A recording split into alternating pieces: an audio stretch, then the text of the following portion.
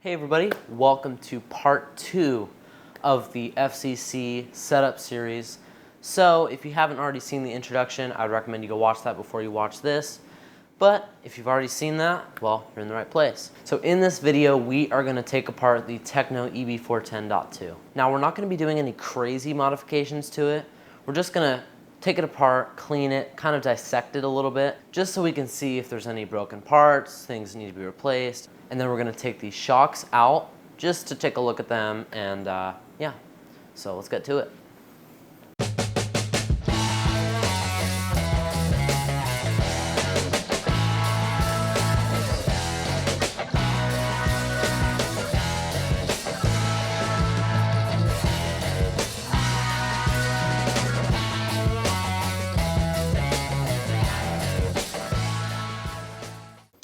Alrighty everyone, so here is a look at the Tekno EB410.2. So it does look fairly good. You know, it's not too bad, but we're definitely going to take all these electronics out. Obviously redo a lot of these wires because it looks pretty funky. Change that pinion, clean it, and then we're also going to take the shocks off because we don't need them on. So the way that I clean this car is I take every single thing off of the chassis until it is literally just this bare brown chassis. Give it a good dish soap wash.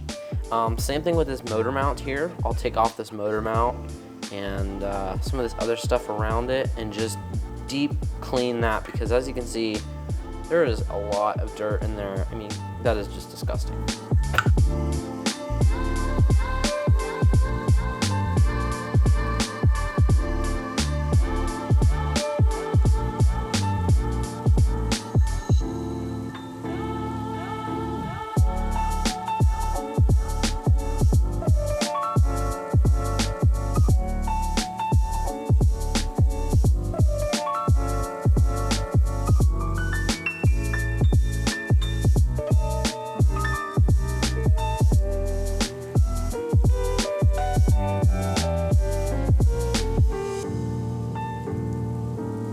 Okay, so basically to start, we're just gonna start cutting all these zip ties, you know, for all these wires and stuff, because these wires need to go. I mean, they are dirty, disgusting.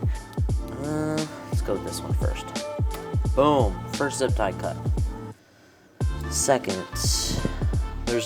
I ended up using quite a bit of zip ties on this car. This is gonna be hard.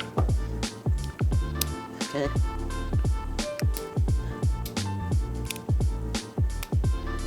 You want to make sure that you're not cutting any wires, because I have been pretty close before to snipping wires, and you definitely don't want that. Alright, so let's see if we can get all these old zip ties off. Looks pretty good. You can see there's a lot of wiring here. This one here. Zip ties are like, they basically save the world, actually.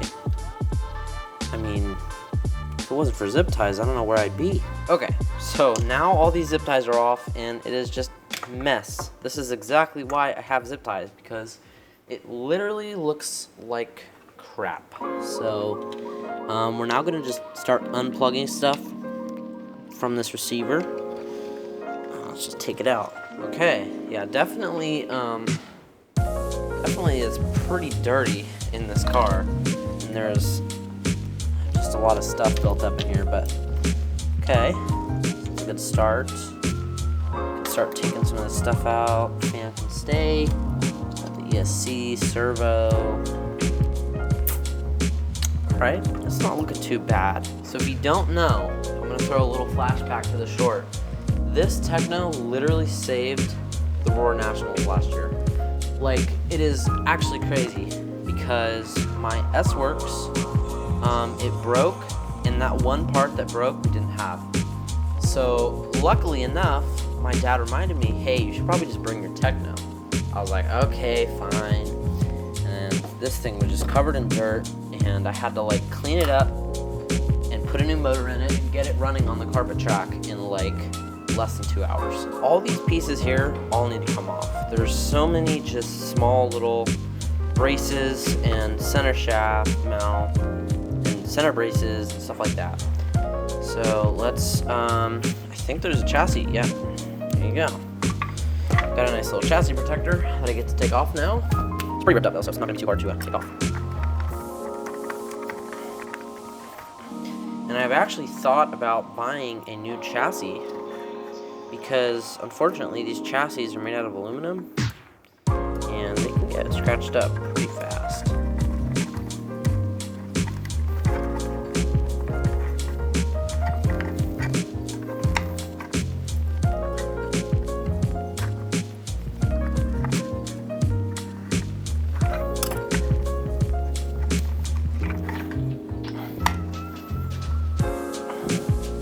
My goodness.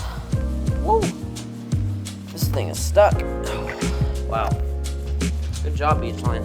There's some good chassis protectors. Alrighty. There we go. Chassis protectors are off. Every single screw in this chassis is going to be taken out.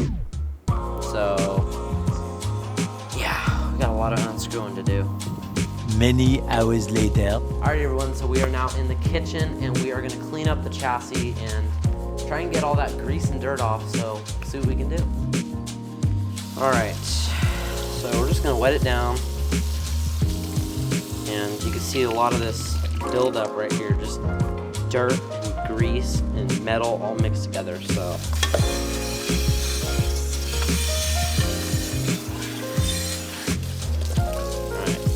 Wet our sponge,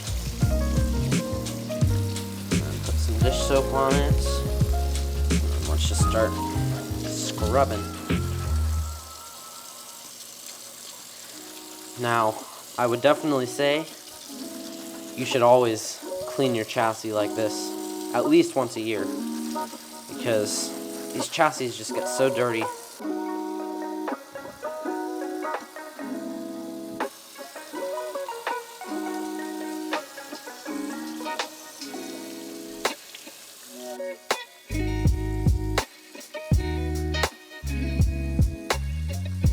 Alrighty, so we have now cleaned this chassis and it's looking a lot better. There's still some dirty spots, but it's honestly impossible to get some of this dirt off because I think it's been here since I bought the car. So we're gonna head back out in the garage and start putting this stuff back on the car and just cleaning it up. So see you there. Alright, well, our chassis is now nice and clean and shiny and it looks much better. Obviously, you know, I've had this chassis since I bought the kit and you get some of this kind of chipping on here. Just this aluminum is not very strong, you know, but overall it looks much better than it was when I first started cleaning it. So that is it for this video. I just wanted to show you guys what I do to clean my chassis because, you know, these chassis get dirty. So I will see you in the next one when we put all of our parts back on the chassis. So see ya.